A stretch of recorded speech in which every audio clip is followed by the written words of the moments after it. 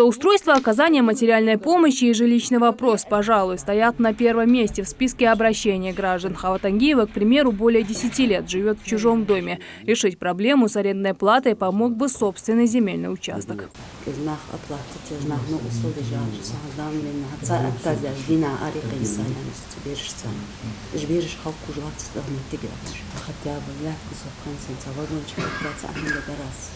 Очень это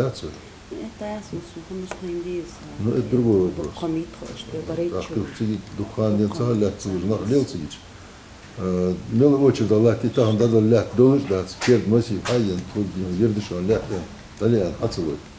Но все равно остаются положение. Рассматривать лишь ход дома.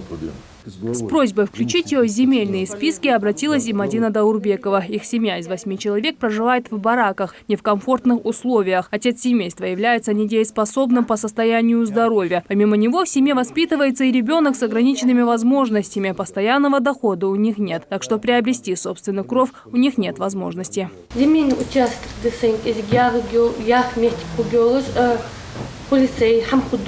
Ей нужно обратиться в администрацию Назрановского района. Это на Асканова. Я знаю, Вот вам надо туда сходить еще сегодня. Первые лица принимают, на прием ведут. Поэтому сходите туда, напишите заявление.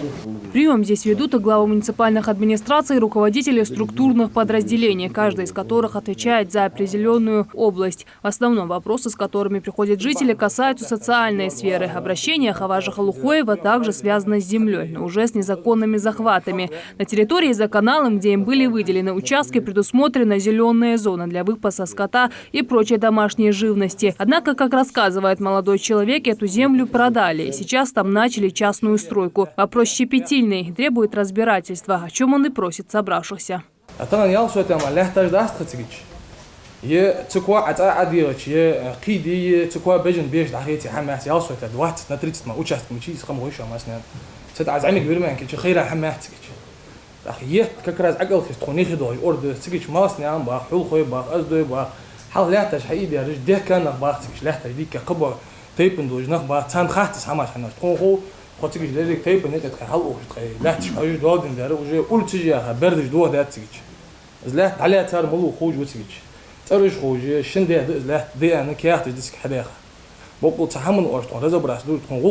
С самого утра в администрацию с вопросами успели обратиться свыше 40 человек. Всем по мере возможности стараются помочь или дать необходимые рекомендации. В соответствии с положением, с нашими полномочиями пытаемся решить вопросы с теми, которым обращаются наши граждане. Некоторые вопросы организаторам приема граждан удалось решить, не выходя за пределы кабинета. Впрочем, большинство обращений, как выяснилось, требует более тщательного разбирательства, а потому они будут решаться поэтапно. Жарадат Кулухоева, Асхаб Белакиев, Новости 24.